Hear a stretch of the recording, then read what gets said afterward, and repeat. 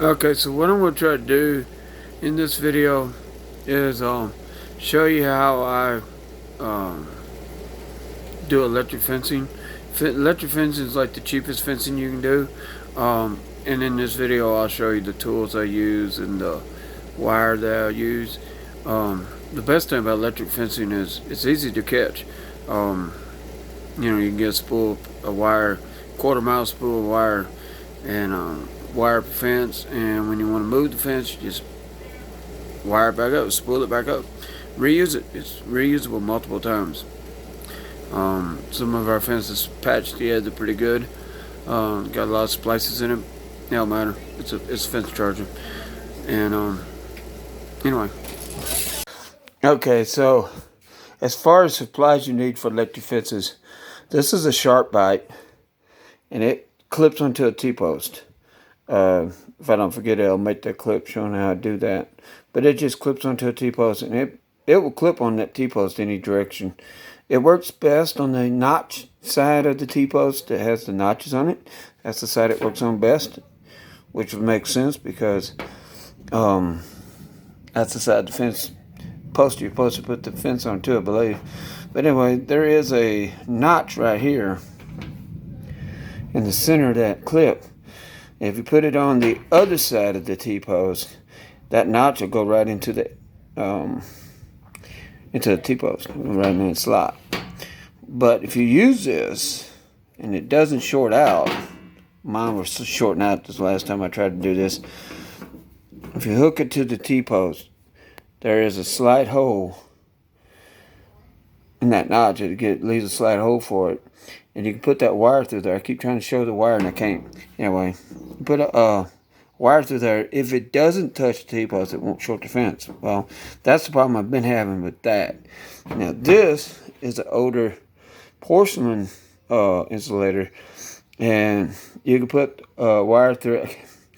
I got my right finger pointing in that, and it ain't gonna work. Anyway, if you can stick a wire through the hole, and then the wire in this notch, in this groove, and that'll insulate a fence, and then you could use that on a T-post and it won't short. And then this, you can use this type of insulator on a piece of rebar, and what you do is this right here comes off, and the rebar comes in right here, and you tighten it up against the rebar. What makes this useful is the rebar is obviously, you can cut it in any length you want, put as many wires as you want. If you just want a single wire, you take a piece of rebar, give yourself 2 foot, and you can have a wire a foot off the ground if you put it a foot into the ground. So that's a pretty versatile clip. And there's different colors and different manufacturers, and SharkBite is a brand. Now, this is a wire I use.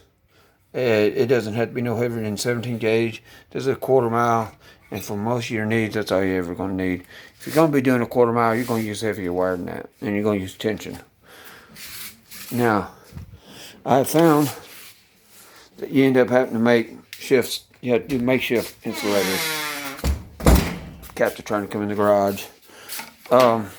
What this is just insulation jacket off of old power drop, and you can see a slit in it, right about there.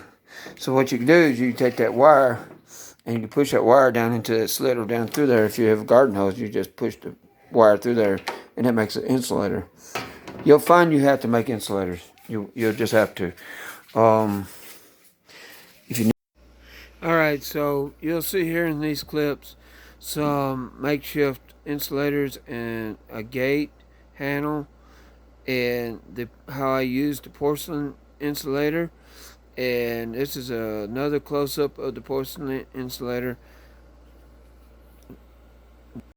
Okay, so you can get a kit similar to this one. I got this image from Hidden Ticket, thanks. And this image here is a screenshot from Amazon. The kit's about $100. A toolkit's simple: a pair of fencing pliers and a fence tester.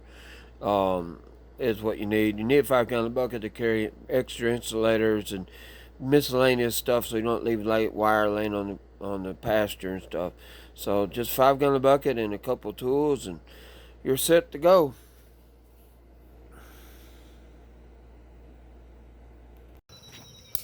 Okay, that's your first indication of a bad fence, and you could actually see it maybe. That there is an indication of a bad fence. And the thing about it, you learn as you go with this stuff. And I've learned that sharp bites are great insulators, but they're not great in this circumstance. So what I'm going to do is I'm going to pull the charger off, and I'm going to wrap the ends of this fence around that white post right there. And because that was going to be a makeshift temporary gate anyway. So that's what I'm going to do. I got to go turn the fence off. Of course, I think we got it popping somewhere else too. But yeah, you can see that.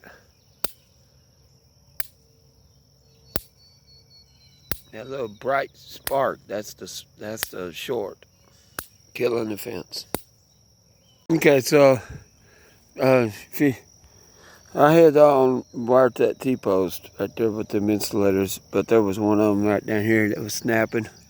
That one was snapping. You could see a little bit of a burn mark on it. But anyway, it was snapping. So what I did is I just cut them loose, put them to this white post. Now this white post can be used as a movable. It could be movable, so you can open it up and let the cows do their thing. But if you got really smart animals, they see that gap and they're going to just go around it, knock it out of the way. What you do is you put up a dummy fence. You take wire this, and you put another post over here, a white post or whatever over here, and you put wires on it. Most animals can't tell, okay, that's not connected. Most animals can't put that logic together. So it's like a dummy fence. So that's another thing you can do. And that way you have a gate if you need to get in there with a tractor or what have you. So, all right, so I did that. Now I got to move on and do other things. One of the concerns that people have when they buy the charger is, how big a charger do I need? Well, this here is a 30-mile charger. I don't have 30 miles of fence. The 6.3 is the voltage of the fence. They measured it in joules. I have no idea what that means. I'm used to wattage. I'm just assuming that's wattage, 6,000 volts, which if that's what it is, that's plenty of voltage. That'll get the animals' attention. They won't get into that very often. But a lot of people say, well, what's the best charger for me? The best charger for you is the one that works for you. There's a lot of different brands out there. I'm not sponsored by Herdsman. Some people, some people say Gallagher is the best, and other people say whoever. I had a Havahart. It was a 2-mile. I had a 2-mile Havahart, and it lasted me for several years. So, it didn't have a display like this one has. This is a nice display.